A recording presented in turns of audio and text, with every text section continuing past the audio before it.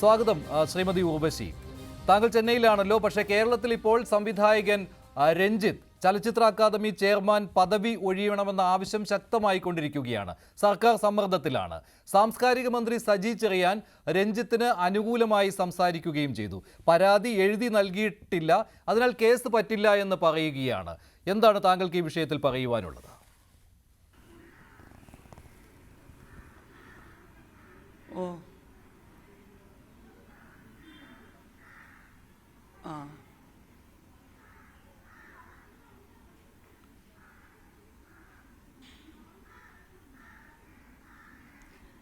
ഇല്ല, അങ്ങനെയല്ല. മറ്റൊരു സംസ്ഥാനത്തിരുന്നുകൊണ്ട് ഒരു നടി പത്രസമ്മേളനം നടത്തി പറഞ്ഞ കാര്യം. അപ്പോൾ അതിൻ്റെ വസ്തുതകളെക്കുറിച്ച് അന്വേഷിച്ചിട്ട് അതിന് തീരുമാനമെടുക്കാമെന്ന് പറഞ്ഞതായിട്ടാണ് ഞാൻ കേട്ടത്. പക്ഷെ ഉർവശി, സർക്കാർ ഒരു അന്വേഷണമല്ല പറയുന്നത്. പക്ഷെ ഇപ്പോൾ രാജിക്ക് സാധ്യത കാണുന്നുണ്ട്. സ്ത്രീ സുരക്ഷയെക്കുറിച്ച് ഉച്ചത്തിൽ പറയുന്ന സർക്കാരാണ് നമ്മളുടേത്. താങ്കൾ പറഞ്ഞ പോലെ മറ്റൊരു സംസ്ഥാനത്ത് നിന്ന് വന്ന നടിയാണ്. അവർ ആ സംസ്ഥാനത്തിരുന്നു കൊണ്ടാണ് ഇപ്പോൾ ഈ പരാതി പറയുന്നത്. അവർക്കുണ്ടായ മോശം അനുഭവം, അതും സംവിധായകനും പ്രമുഖനുമായ രഞ്ജിത്തിനെതിരെ. അപ്പോൾ സർക്കാർ ഇടപെട്ട് ഉടൻ രഞ്ജിത്തിനെ മാറ്റുകയല്ലേ വേണ്ടത്? തീർച്ചയായിട്ടും ഒരു സ്ത്രീക്കും ഇങ്ങനെ സംഭവിക്കാൻ പാടില്ല. പ്രത്യേകിച്ച് അന്യ സംസ്ഥാനത്ത് നിന്ന് നമ്മളെ വിശ്വസിച്ച് ഇവിടെ വന്നൊരു നടിക്ക് അങ്ങനെ സംഭവിച്ചിട്ടുണ്ടെങ്കിൽ തീർച്ചയായിട്ടും അതിനെ ഒരു ഗുരുതര പ്രശ്നമായിട്ട് കണക്കാക്കണമെന്ന് തന്നെയാണ് കുറച്ചു മുമ്പ് ഞാൻ പറഞ്ഞത്. പിന്നെ ഇത് തമിഴിലുള്ള പല ആർട്ടിസ്റ്റുകളും, ഞാൻ തമിഴും തെലുങ്കും കന്നഡമൊക്കെ വർക്ക് ചെയ്യുന്ന ഒരാളല്ലേ, ഓരോ സംസ്ഥാനത്ത് നിന്നുള്ളവർ എന്നെ ഫോൺ ചെയ്യുകയും ഇതെന്താ ഇതിങ്ങനെ, നിങ്ങളുടെ സ്റ്റേറ്റിൽ വന്ന് സേഫായിട്ട് വർക്ക് ചെയ്യാൻ പറ്റില്ലേ, നിങ്ങളൊക്കെ ഇത്രയും വർഷം എങ്ങനെ ഇവിടെ വർക്ക് ചെയ്തു എന്നുള്ള ചോദ്യം സ്വാഭാവികം മറ്റ് മാധ്യമപ്രവർത്തകരും ചോദിക്കും. അപ്പോൾ തീർച്ചയായിട്ടും നമ്മളും അവരോട് പറയുന്നത് ഞങ്ങളുടെ സർക്കാർ അതിന് നല്ല നടപടി കൈക്കൊള്ളും എന്നാണ്. ഞാൻ പറഞ്ഞത് ഇത്രയും പേര് പറഞ്ഞ് സർക്കാരിനെ വെട്ടിലാക്കുമ്പോൾ രഞ്ജിത്ത് അതിന് ഇട കൊടുക്കാതെ കുറച്ച് മാറി നിന്ന്, തൽക്കാലത്തേക്കൊന്ന് മാറി നിന്ന് ഞാൻ ആരോപണങ്ങളെ നേരിട്ട് കൊള്ളാം എന്ന് പറയുന്നതാണ് ബുദ്ധി എന്നാണ് ഞാൻ പറഞ്ഞത്. അതായത് രഞ്ജിത്ത് മാറി നിൽക്കണം എന്നാണ് താങ്കളുടെ നിലപാട്. ഈ ഹേമ കമ്മിറ്റി റിപ്പോർട്ടിലും ഇത് തന്നെയായിരുന്നുവല്ലോ സർക്കാരിൻ്റെ നിലപാട്. പരാതി പോലീസിന് കിട്ടിയില്ല, എഴുതി നൽകിയില്ല, കമ്മിറ്റിയുടെ മുന്നിൽ പറഞ്ഞാൽ മാത്രം പോരാ, എഴുതി നൽകണം, കേസെടുക്കാൻ പറ്റുന്നതല്ല ഇപ്പോൾ. അപ്പോൾ തുടർച്ചയായ രണ്ട് സംഭവങ്ങളിലും, അത് ഹേമ കമ്മിറ്റി റിപ്പോർട്ടിൻ്റെ കാര്യത്തിലും രഞ്ജിത്തിനെതിരായ വെളിപ്പെടുത്തലിലും സർക്കാരിൻ്റെ നിലപാട് ഒന്ന് തന്നെയാണ്. പക്ഷേ ഇവർക്ക് പോലീസിന് മുന്നിൽ പരാതി കൊടുക്കാനും മൊഴി കൊടുക്കാനുമുള്ള അവസരമുണ്ടാക്കുകയല്ലേ സർക്കാർ ചെയ്തു കൊടുക്കേണ്ടത് ഉർവശി?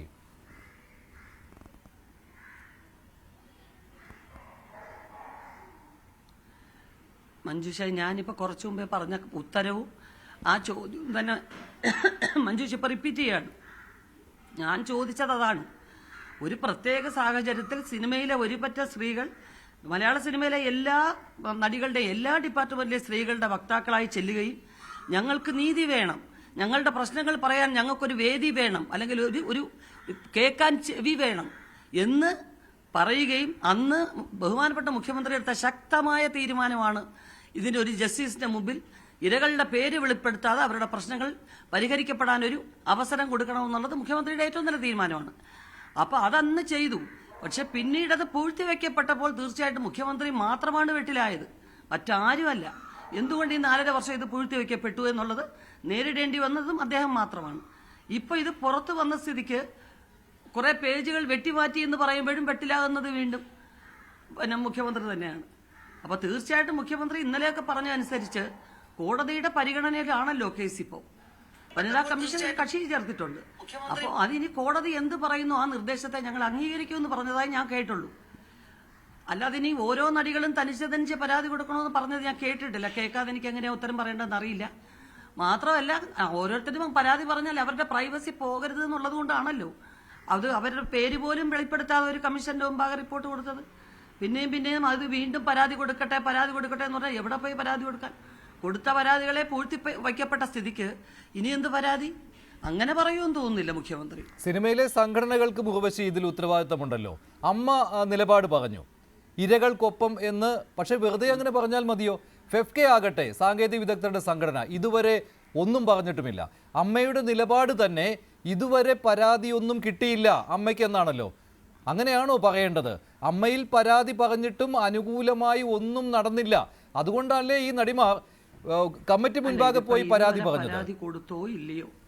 ഇപ്പൊ ഈ ഹേമ കമ്മിറ്റി റിപ്പോർട്ടിലുള്ള പരാതി അതിൽ വരുന്ന ആൾക്കാരെ കുറിച്ച് സംഘടന എന്ത് ശക്തമായ തീരുമാനം എടുക്കുമെന്ന് മാത്രം പറഞ്ഞാൽ മതി. ഇതുവരെ പറഞ്ഞതും ചോദിച്ചതും ഒക്കെ അവിടെ നിൽക്കട്ടെ. ഇതിപ്പോ ഇത് പരസ്യമായി. ഇതിന് മാധ്യമങ്ങളും കേരള സമൂഹവും അവിടുന്ന് ഇനി ഓരോ സംസ്ഥാനങ്ങളിലേക്കായിട്ട് ഇത് വ്യാപിച്ചുകൊണ്ടേയിരിക്കും. അതിനു മുൻപ് ഒരു സംഘടന ഞങ്ങൾക്കുണ്ടെങ്കിൽ ആ സംഘടനയിലുള്ളവർ എന്ത് ശക്തമായ തീരുമാനം എടുക്കും എന്ന് മാത്രമേ അറിയാനായിട്ട് കാര്യമുള്ളൂ. അതിപ്പം അമ്മ സംഘടന പറഞ്ഞു കഴിഞ്ഞു, ഞങ്ങൾ ഇരകൾക്കൊപ്പമാണ്. ആരായാലും, ഏത് ഉന്നതനായാലും പ്രമുഖ നടനായാലും ആര് തന്നെ ആയാലും അതിന് ഞങ്ങൾ എതിരെ ശബ്ദമുയർത്തും. ഫെഫ്കയിൽ ആരും അത് പറഞ്ഞു കണ്ടില്ല. കാരണം ഒരു സംവിധായകനെതിരെ ആരോപണം വരുമ്പോൾ ഫെഫ്കയില്ലേ തീരുമാനം എടുത്ത് പറയേണ്ടത്? ഫെഫ്കയിൽ ആളുകളൊന്നും എന്താ ഒന്നും പറയാത്ത, എന്താ അതിനെപ്പറ്റി നിങ്ങളൊന്നും ചോദിക്കാത്ത? ഒരു സംവിധായകനെതിരെ ആരോപണം വരുമ്പോൾ ഫെഫ്കയല്ലേ റിയാക്ട് ചെയ്യേണ്ടത്? ബി ഉണ്ണികൃഷ്ണൻ എവിടെ പോയി? അപ്പോ എല്ലാ സംഘടനകളും ഒത്തൊരുമിച്ച് കൂട്ടായ്മയായിട്ട് നിന്നാണ് ഇത് പ്രവർത്തിക്കേണ്ടത്. അപ്പൊ അവരൊക്കെ ഒരു പാനിക് സിറ്റുവേഷൻ ആയതുകൊണ്ടുള്ള പതർച്ചയിലാണ്. അവരൊക്കെ അതിനകത്ത് കമ്മ്യൂണിക്കേറ്റ് ചെയ്യുന്നുണ്ടാവും, ആശയവിനിമയം നടത്തുന്നുണ്ടാവും, എന്നിട്ട് കൂടി ആലോചിച്ചിട്ട് ഒരു നല്ല തീരുമാനം പറയാൻ കാത്തിരിക്കുന്നുണ്ടാവും. നമുക്ക് നോക്കാം. പക്ഷേ താങ്കൾ ചോദിച്ചു ഫെഫ്കെ എവിടെയെന്ന്. ബി ഉണ്ണികൃഷ്ണനോട് ചോദിച്ചോ എന്ന് താങ്കൾ എന്നോട് ചോദിക്കുകയുണ്ടായി.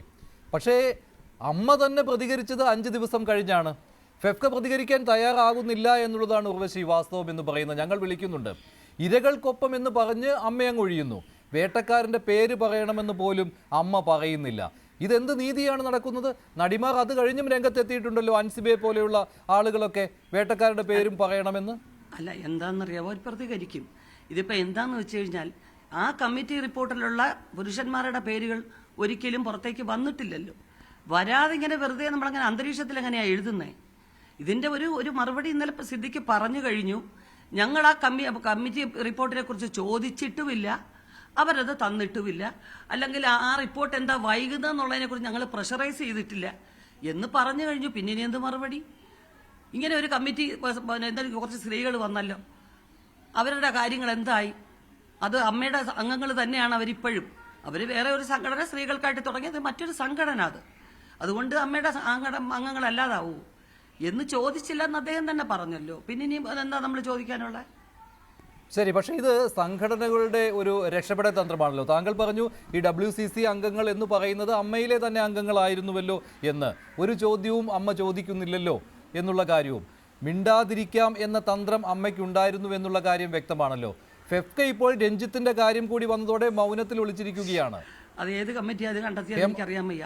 പവർ ഗ്രൂപ്പ് എന്ന് അവരാരെങ്കിലും ഹേമ കമ്മിറ്റി ഉപയോഗിച്ച വാക്കായിരിക്കും അത് ഞാൻ സിനിമയിൽ കേട്ടിട്ടില്ല, ഒരിക്കലും കേട്ടിട്ടില്ല കേട്ടോ. കാരണം ഒരു കമ്മീഷന്റെ ഒരു കണ്ടെത്തലിൽ അവരൊരു പേര് കൊടുത്തിരിക്കുന്നു എന്നുണ്ടെങ്കിൽ അവരുദ്ദേശിക്കുന്നത് ആരെയും ഒതുക്കാൻ കെൽപ്പുള്ള ഒരു ഗ്രൂപ്പ് ഉണ്ട് എന്നായിരിക്കും കമ്മിറ്റി ഉദ്ദേശിച്ചത് കേട്ടോ. അതങ്ങനെയായിരിക്കും ഈ വാക്ക് പുറത്തു വന്നത്.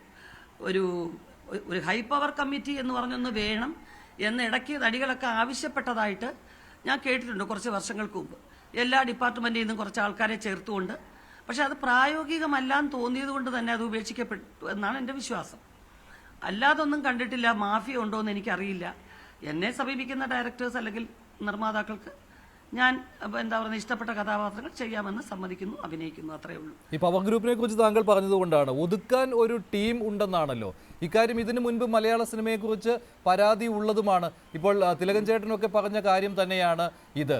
അപ്പോൾ ഈ പവർ ഗ്രൂപ്പ്, ഈ മാഫിയ സംഘം, ഈ ഒതുക്കൽ ടീം ഇതൊക്കെ വർക്ക് ചെയ്യുന്ന കാര്യമാണ് എന്ന് കമ്മിറ്റി മുൻപാകെ തന്നെ പോയി പറഞ്ഞത് മലയാള സിനിമാ രംഗത്ത് നിന്നുള്ളവർ തന്നെയാണ്.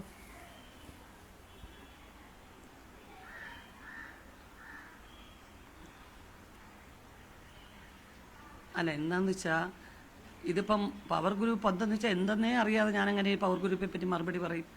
പിന്നെ ഒതുക്കുക എന്ന് പറയുന്നത് അവരവർക്ക് താല്പര്യമുള്ളവരെ അവരവരുടെ ടീമിൽ ചേർക്കുക എന്ന് പറഞ്ഞത് സിനിമ ഉണ്ടായ കാലം പോലെ ഉള്ളതാണ്. പക്ഷെ ഒരു പഴയ സിനിമയുടെ ഗ്രൂപ്പിൽ കഴിവുള്ളവരെ കണ്ടെത്തുക, അവർ സെറ്റിലെ അവരുടെ പെരുമാറ്റം നോക്കുക, മറ്റുള്ളവരെ ബുദ്ധിമുട്ടിക്കാതിരിക്കുന്നോ നോക്കുക, ഇങ്ങനെയൊക്കെ ഉണ്ടായിരുന്നുള്ളൂ. ഞാൻ അഭിനയിക്കുന്ന ഒരു കാലഘട്ടം വരെ അങ്ങനെയാണ്. പിന്നെ കുറച്ച് കഴിഞ്ഞപ്പോൾ ഈ ഓരോ ഇതനുസരിച്ച് ഡിസ്ട്രിക്റ്റ് അനുസരിച്ച് ഒരു ചേരിതിരിവുണ്ടായിരുന്നു. Ernakulam team, Thiruvananthapuram team, Kozhikode team എന്നൊക്കെ ഞാൻ കേട്ടിട്ടുണ്ട്. ഞാൻ അഭിനയിക്കുമ്പോഴും ഒരു ടീമിലും പെടാതെ ഞാൻ അഭിനയിച്ചിട്ടുമുണ്ട്. അങ്ങനെ അഭിനയിക്കുന്ന കുറേ ആൾക്കാരുണ്ടായിരുന്നു. എന്നല്ലാതെ ഇങ്ങനെ ഇവർ പവർ ഉണ്ടെന്ന് പറഞ്ഞു കഴിഞ്ഞാൽ ഈ പവറുള്ളവർ എത്ര കാലം നിലനിൽക്കുമെന്ന് തമ്പുരാനല്ലേ അറിയത്തുള്ളൂ. എത്ര കാലം ഇങ്ങനെ സിനിമയുടെ പുറകിൽ നിന്ന് നിയന്ത്രിച്ചുകൊണ്ടിരിക്കാൻ പറ്റും? അവർക്ക് എത്ര കാലം പോയി ഈ സിനിമയിൽ ആയുസ് ഉണ്ടാവും എന്നുള്ളത് നിശ്ചയിക്കാൻ പറ്റില്ലല്ലോ. അപ്പോൾ അവരവരുടെ കഴിവിന്റെ ആത്മവിശ്വാസത്തോടെ മുമ്പോട്ട് പോവുക. നമുക്കറിയാം അതിക്രമം ഉണ്ടാകാതിരിക്കാനുള്ള സുരക്ഷയാണ് ഏറ്റവും പ്രധാന കാര്യം. ഇപ്പോൾ ഒരു ടീമിലും ഇല്ലാതെ അഭിനയിച്ചിരുന്ന സമയത്ത് പോലും ഇടക്കാലത്ത് ചില പ്രമുഖരുടെ സിനിമകളിൽ നിന്ന് താങ്കളെ പോലും മാറ്റി നിർത്തിയിരുന്നുവല്ലോ. അങ്ങനെ ഒരു അനുഭവം കൂടി ഉണ്ടല്ലോ. സ്വന്തം നിലയ്ക്ക് താങ്കൾ മാറി നിന്നത് കൂടാതെ ഈ താങ്കൾക്ക് പക്ഷേ അത് കരിയറിനെ ബാധിക്കാതെ കടന്നു പോയത് കൊണ്ട് പരാതിയില്ല. പക്ഷേ ഇപ്പോൾ പരാതി കൊടുത്തവർക്ക് അങ്ങനെയല്ല. അവരുടെ കരിയറിനെ തന്നെ ബാധിക്കുന്നതും അവർക്കുണ്ടായിരിക്കുന്ന വലിയൊരു ദുരനുഭവമാണ്.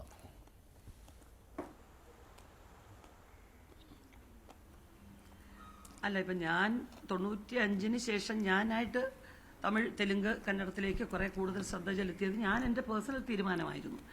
അത് കഴിഞ്ഞ് എൻ്റെ പേഴ്സണൽ ലൈഫും കാര്യങ്ങളൊക്കെ ആയി. പിന്നെ 2005 2005 വന്നു, വർക്ക് ചെയ്തു. ക്യാരക്ടേഴ്സിൻ്റെ ഒരു ആവർത്തന വിരസത, അത്തരം കാര്യങ്ങളൊക്കെ വിചാരിച്ചിട്ട് കുറച്ച് മാറി നിന്നു എന്ന് ഞാൻ ധരിക്കുന്നു. ആരെങ്കിലും ഒതുക്കാൻ നോക്കിയിട്ടുണ്ടോ എന്ന് അന്വേഷിച്ചുകൊണ്ടിരിക്കാൻ എനിക്ക് സമയമില്ല, താല്പര്യമില്ല, അന്നും ഇന്നും. പിന്നെ എന്താന്ന് വെച്ച് കഴിഞ്ഞാൽ ഇത് എല്ലാ കാലത്തും സിനിമയിൽ ചില കാര്യങ്ങൾ നടക്കും. സിനിമയിലെന്ന് മാത്രമല്ല, ഈ സമൂഹത്തിൽ സ്ത്രീയും പുരുഷനും ഒരുമിച്ച് പ്രവർത്തിക്കുന്ന എല്ലാ മേഖലകളിലും ചില പ്രശ്നങ്ങൾ അങ്ങോട്ടും ഇങ്ങോട്ടും ഉണ്ടാവും. പക്ഷെ അവർ ഓരോരുത്തരുടെ ജീവിതോപാധി നഷ്ടപ്പെടുന്ന ഒരു അവസ്ഥ വരുമ്പോഴാണല്ലോ അതൊരു പരാതിയായി വരുന്നത്. എന്നെ സംബന്ധിച്ച് അങ്ങനൊരു വഴിമുട്ടിയ വരുന്ന ഒരു അവസ്ഥ ഉണ്ടായിട്ടില്ല. അതുകൊണ്ടായിരിക്കും ഞാൻ അതിനെക്കുറിച്ച് ചിന്തിക്കാത്തത്. പക്ഷെ ഒരു കാര്യം കൂടി, ഈ കമ്മിറ്റി മുൻപാകെ ഏത് പേരിട്ട് വിളിച്ചാലും സിനിമയിൽ അവസരം നിഷേധിച്ചു എന്ന് പരാതി കൊടുത്തവർ, അത് പവർ ഗ്രൂപ്പ് ആണെങ്കിലും മറ്റേതെങ്കിലും പേരായാലും, സത്യം വിളിച്ചു പറഞ്ഞ കാര്യത്തിൽ താങ്കൾക്ക് ഒരു സംശയവുമില്ലല്ലോ. അപ്പോൾ ഇതേ രീതിയിലൊന്നും ഈ സംഘടനകൾ പ്രതികരിച്ചാൽ തീർച്ചയായിട്ടും ഞാൻ പറഞ്ഞല്ലോ, ഒതുക്കൽ എന്ന് പറയുന്നത് നിങ്ങൾ പറഞ്ഞ ഈ പവർ ഗ്രൂപ്പോ മാഫിയ എന്നൊന്നും എനിക്ക് മനസ്സിലായിട്ടില്ല. പക്ഷെ സിനിമയിൽ നിന്ന് താല്പര്യമില്ലാത്തവരെ ഒതുക്കി നിർത്തിയോ എന്നുള്ളതിന് യാതൊരു സംശയവുമില്ല. അവരെ പല വേദികളിൽ നിന്നും ഒതുക്കി നിർത്തും, പല സദസ്സുകളിൽ നിന്നും ഒതുക്കി നിർത്തും, പല സിനിമകളിൽ നിന്നും ഒതുക്കി നിർത്തും. എങ്ങനെയെല്ലാം ഒതുക്കാമോ അങ്ങനെയെല്ലാം ഒതുക്കിയ സന്ദർഭങ്ങൾ എനിക്കും ഉണ്ടായിട്ടുണ്ട്, പലർക്കും ഉണ്ടായിട്ടുണ്ട്. അതൊക്കെ ഇല്ല എന്ന് പറഞ്ഞാൽ പച്ച കള്ളമാവും. അതുകൊണ്ട് അത് സത്യം തന്നെ പറയുന്നു.